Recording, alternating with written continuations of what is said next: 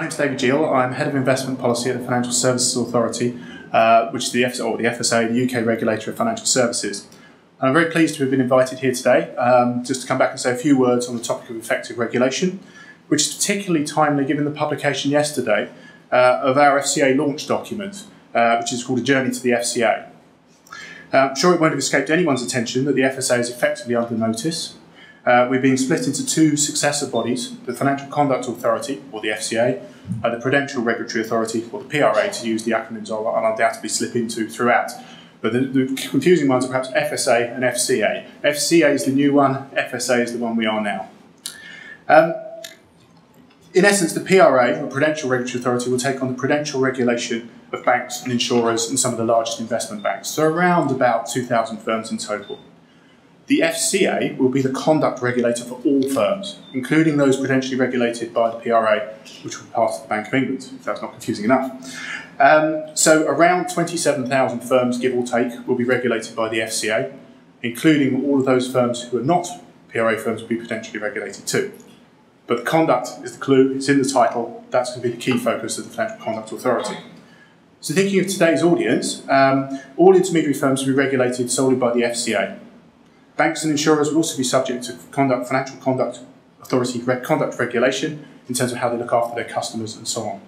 So in practice, that means that whenever a firm sell or advise on financial services products, they'll be subject to the same regulatory standards applied in a proportionate way to those organisations. So the launch document is entitled A Journey to the FCA. And that's just what it is, really. It's a journey to change the face of regulation in the United Kingdom. And as our CEO, Martin Wheatley, put it yesterday, the FCA offers a huge opportunity for the regulator and for firms to start afresh, to work in partnership to reset how we deal with conduct in financial services. So I'd echo some of Steve's comments previously about actually regulators and firms and the regulator community, advice professionals working together. And really that's to help firms get back to putting customers at the heart, or the clients at the heart of how they do business. And regulation has a huge impact on the people and businesses that rely on financial services, and we mustn't forget that. So we've approached this in a quite a thoughtful and considered way.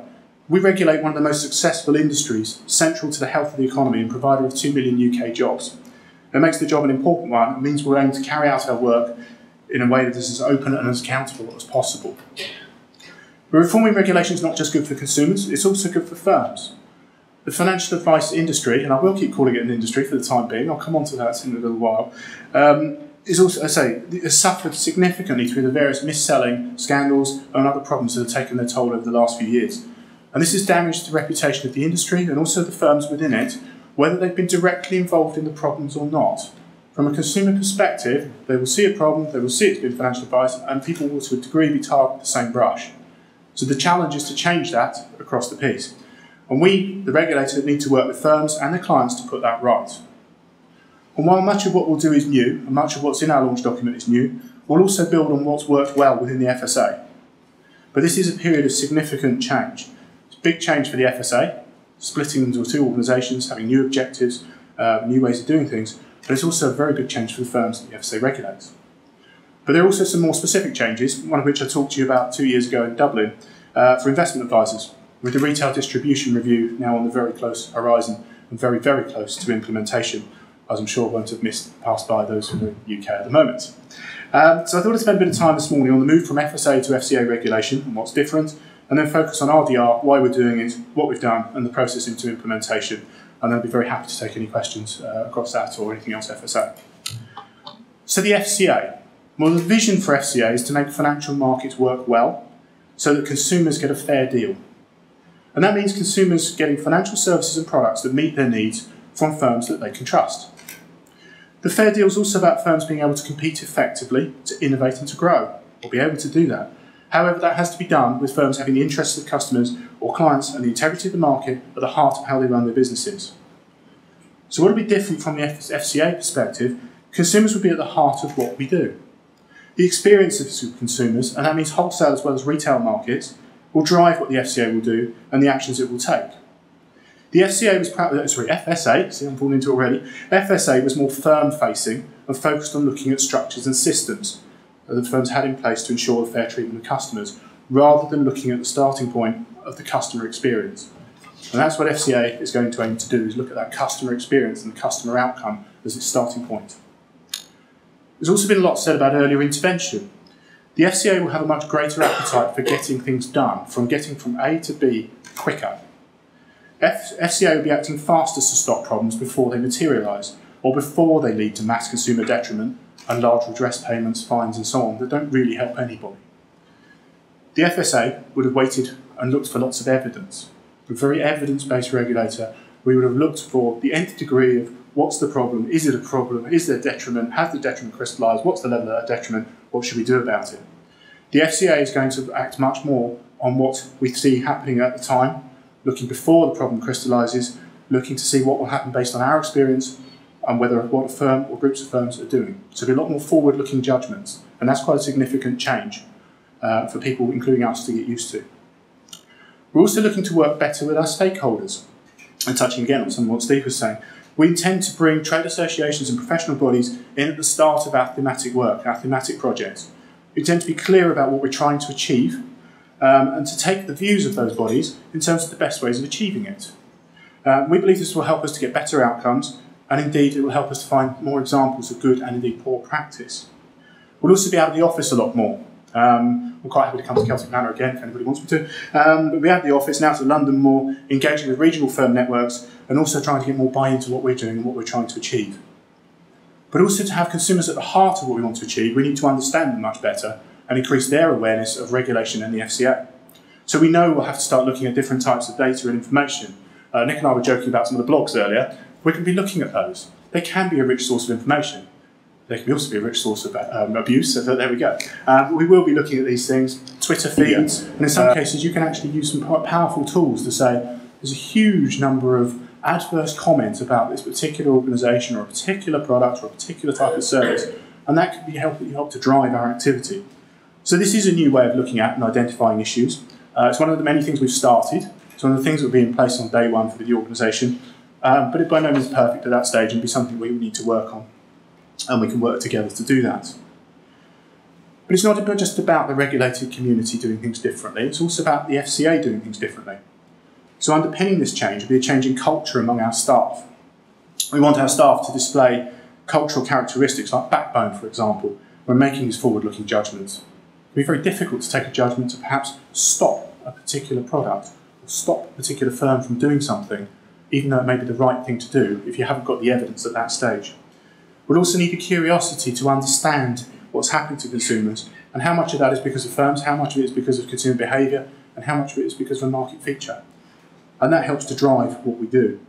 So as well as why consumers act in a particular way, we need to understand what that means for our regulatory approach. So disclosure has been a typical solution to many of the problems in the market. But if consumers don't read the documents we give them now, giving them another piece of information in that document about something doesn't solve the problem. So we need to understand more of that, work with that, rather than perhaps against it. And in order to help us achieve all of this, we've been given some new powers, which is quite welcome. We have some powers around product intervention. Now, the FCA will not be kite marking or approving products. The power doesn't allow for us to pre-approve products, but it is a product intervention power. And therefore, it will do what it says on the tin. It will give us the power to intervene where we feel that products are either being toxically sold or are toxic themselves. And by toxic, I mean the wrong thing. So a toxic product might be something that's not right for anybody, or toxically sold might mean a niche product being sold to a mass market consumer market. So let's say it is a product intervention power, and as currently defined, it will allow us the ability to change how products can either be sold, where we have concerns in relation to how those products are sold or the markets they're sold to, and also the power to temporarily ban products that are causing substantial concern without having to consult. And that is quite a big change, without having to consult. So from our perspective, we can do that while we investigate further, so we can shut the door before the horse can bolt, and then we can have a think about whether it's actually right to let him out and let him run. So we can step in and ban the sale of products that pose unacceptable risk to consumers for up to 12 months without consulting first. And we'll use these new tools in a measured way. And while we'll act sooner and more decisively, our approach will be based on a proper understanding of the issues and a full consideration of the potential solutions. And these powers will be used sparingly and when the time is right. So I wouldn't expect us to be banning products every week, every month, or anything like that. It's when the time is right and when the right products. And I can only think of maybe 2 or 3 examples off the top of my head in recent times that might have actually fallen straight into that category of consideration there. But we also recognise that early intervention comes with risks and potential downsides for the regulator, the industry, and importantly for consumers. So we need to get this right to make sure we don't stifle innovation or product choice. So while there may be times when we have to act rapidly, and this isn't something that firms should be afraid of. Firms selling the right products in the right way, giving the right advice to the right consumers will have little to fear from our approach. We've also got new powers around financial promotions. So the FCA will be able to intervene and require that a misleading promotion is withdrawn from the market immediately. And rather like the Advertising Standards Agency in the UK, the FCA will be able to publish details of that withdrawal and why. So the benefits are that consumers will be able to take more informed decisions by not having that poor advertising out there, and firms will be able to see more clearly what the FSA is worried about, or FCA is worried about. And there's also some new powers around super complaints. And this is a power for named bodies, likely to be which and citizens' advice, consumer bodies in the UK, for example, to make a reference to the FCA where they consider the particular feature of the market or conduct in the market for financial services is giving rise to mass consumer detriment. And then the FCA must publish a response to that referral within 90 days, setting out what, if any, action or further action it proposes to take. This will be a very useful mechanism for us in actually obtaining consumer intelligence, and a very useful mechanism for those bodies in making sure that we've done something about it and not falling into perhaps the previous methods of, yes, we've heard you, but we can't tell you what we're doing about it. Competition also features quite highly in the launch document. And our new approach will mean that we have to take competition into account in all of our work.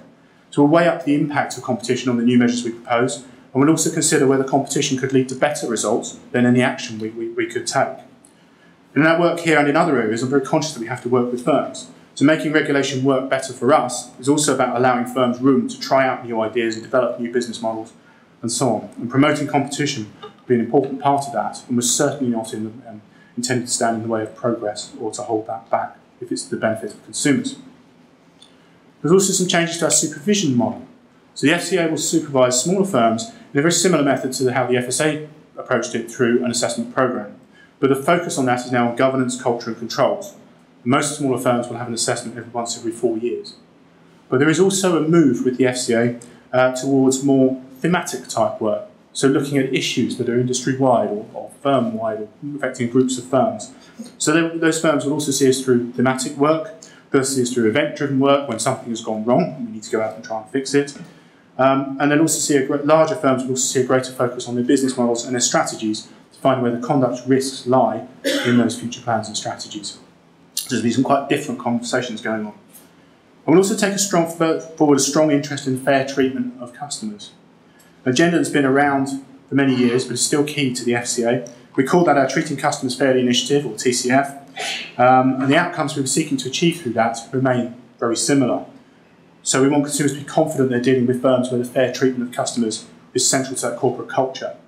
We want products and services marketed and sold in the retail market to be designed to meet the needs of identified consumer groups and targeted accordingly. And one of the other things we'll be looking at is the provider-distributor responsibility. Consumers also need to be provided clear information and kept appropriately informed, both before, during and after sale. Where consumers receive advice, it's important that advice is suitable and reflects their circumstances. And consumers need to be provided with products, where they do buy them, that perform as they've been led to expect. And if there's an associated service, that service needs to be at the standard they expect. And we also don't want them to face unreasonable post-sale barriers to switch, move around, complain, and so on. None of which sound unreasonable to me. So that's the FCA, and the date we call legal cutover, when the FSA ceases to exist and the FCA comes into being, has just been confirmed to the 1st of April next year. And there is a huge amount of work going on to make that happen. So moving on, a more specific change. The Retail Distribution Review is, or perhaps was, the brainchild of the FSA. Sorry. It's confusing, these names. But they will be largely supervised by the FCA. And as the FCA, it's perhaps important to just note that we won't shirk from market-wide interventions, like the RDR, if needed. And we will, if needed, act now to protect firms and consumers, even if that is in advance of proposed EU legislation. So the Retail Distribution Review, why did we launch this initiative? Well, we believe that getting good financial advice is important for many people, many people in fact. Increasingly, individuals have to take greater responsibility for their income post-retirement, for example, and they need to deal with a massive complexity of tax, potentially inheritance issues, and so on. However, they often need the help of a professional to support them in planning for that future. Consumers are generally ignorant of or reluctant to engage with financial services. And we put quite a lot of thought into why this is. I mean, they will search for information on and compare things on, say, new cars or computers. They'll seek out and compare and understand complex issues in other markets, but they don't do it in financial services. We think this partly reflects the fact that they engage quite infrequently. You tend to do it when you're actually looking for something in many cases, or that's the pull factor anyway. So they don't build up any body of knowledge around financial services, and there's actually a very, very wide range and complex range of potential products, solutions, services and so on that they have to contend with. So it makes it very difficult for the uninitiated consumer and makes searching the market quite a challenging exercise, so they're quite time poor. And they do need help from someone to plan and work with their individual financial needs. I think they're also concerned about making poor decisions because of the long-term nature of these issues. They may be many, many years before you actually find out you've got it wrong or you didn't do something you should have done. Therefore, consumers rely on professional help to assist them in planning for their future and steering them towards good decisions. Great. However, the reliance placed on advice in this market also makes them vulnerable. We know that product providers and intermediaries are in a very strong position, and we've seen from the mis-selling scandals that affected the few that it's all too easy to abuse that position of power and impact on the many. We've therefore decided to address the problem in a holistic manner, and we've introduced the Retail Distribution Review to tackle some of those long-term issues we've seen persisting in the UK market over many years. So the RDR seeks to do three things. We're looking to improve consumers' understanding of the nature of the service they're getting from their intermediary, to remove the influence of the product provider over any recommendation made, and to improve the level of professionalism in the intermediary market. And in doing all of this, we aim to improve confidence and trust in the financial services sector and deliver better outcomes for consumers. So it's important to know what service the advice is offering. And we've introduced new rules which define what constitutes independent advice, which is any recommendation that has to be based on comprehensive, fair and unbiased analysis of the market. And intermediaries who don't meet that standard must call themselves restricted and present the nature of that restriction to their clients. Secondly, to make clearer the cost of advice and to remove any potential for provider bias in any recommendations, we're removing commission from products and requiring intermediaries to charge their clients directly for their services.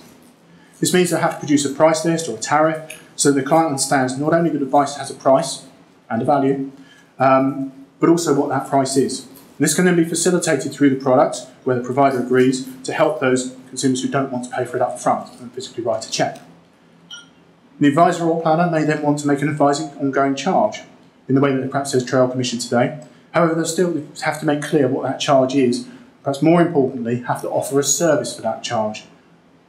So perhaps more of a client-based relationship than a transactional advice relationship where that's appropriate. And the consumer can decide which of those they want. And importantly, the rules on advisor charging apply to all advice, whether that's independent or restricted, whether it's tied agents, planners, IFAs, bank advisors, it applies the same. And then the third leg of the RDR addresses the question of how well qualified is the advisor to do the job of giving advice. This is a testing job. I know, I've done it. It's hard. And there are important implications for people from poor advice. So what level of training is actually needed to ensure that high quality advice is delivered to everyone in the marketplace? Is there some way of ensuring that advisors operate in an ethical way, treat the customer properly, and ensuring that advice is always in the client's best interest?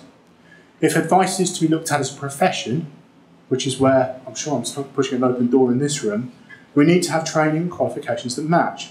So we're raising the minimum level of qualifications for advisors from what we call QCF level 3 to QCF level 4. This is the equivalent of a first-year undergraduate level, and it's very much the minimum. Now, I'm aware that many professional planners have already reached and indeed exceeded this level, but we see improving the level of qualification as an important way of improving consumer confidence in the industry as a whole. And we've raised the minimum level of qualification again for all advisors, be they restricted, independent, bank advisors, independent intermediaries, and so on. And perhaps the most controversial element of that is that we haven't allowed grandfathering of existing qualifications. So this means all advisors have to reach this new level, and many seasoned advisors have actually complained to us about this. However, long years of practice does not in itself ensure competence. And for experienced advisors, the higher level of qualifications should not be difficult. We want the industry to become more professional, and in line with other professions, we've also, such as the legal and accounting professions, we're introducing requirements for continuous professional development. Advisors will have to obtain a statement of professional standing from an accredited body, such as the IFP, and to obtain this statement, advisors must be able to demonstrate that an appropriate level of continuous professional development has been undertaken. We want to ensure also that intermediaries follow appropriate ethical standards. And again, this won't be new to you or Nick and his members. So these new rules come into effect at the end of the year, something around 60, 70 days from now, and firms have had over 2 years to make suitable preparations. In terms of how we've looked to help them, we've held implementation surgeries. This is a big change. Firms have got a lot to get used to, so we've sought to help them by holding these surgeries and on a one-to-one basis offer the firm a chance to talk to the supervisor, give them the opportunity to ask questions specific to their firm, and giving the supervisor the chance to see whether they're on the right track. And this hasn't been part of the assessment process, it's been separate to that, aimed as something at helping firms. But also part of the process of introducing RDR is around consumer education. So we've developed a programme of consumer education based on the engaged consumers, those who already seek investment advice and have a basic understanding, and those who are perhaps not engaged, who either haven't or don't regularly seek financial advice. And we're working on that programme as we speak. But advisors also need to think too about how they communicate with their consumers. Providers need to think about it, platforms need to think about it, because the conversations change. So RDR is almost upon us, and firms have only just over 2 months left to prepare. A huge amount of work has already been done by the FSA, but I think also importantly, we should recognise that a huge amount of work has been done by advisors, planners and product providers. And the change will be greater for some than it is for others. Those who already follow the ethos of professionalism and clarity of service to their clients, clarity of cost, will not find the RDR that much of a culture shock. Many advisors have expressed concern in the run-up to RDR around the need to sit exams, but many of those have also come back to us and said that they've now caught the bug.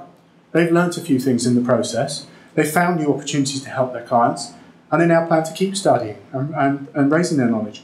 And this can only be encouraged and applauded as we raise the industry to the standards we expect of an advice profession. So the other important issue of RDR then is how we supervise it.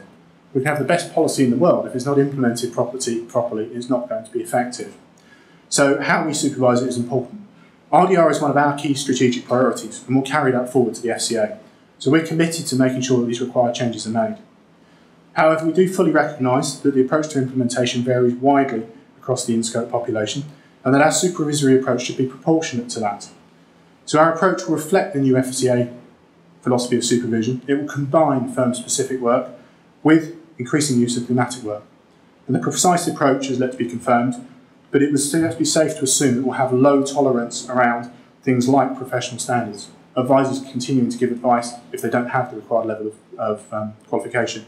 That wouldn't be right, and it wouldn't be fair on all those who have taken the efforts to get there. And also commission. If commission continues to be paid where it's explicitly banned by the rules, we'll take a dim view of that as well.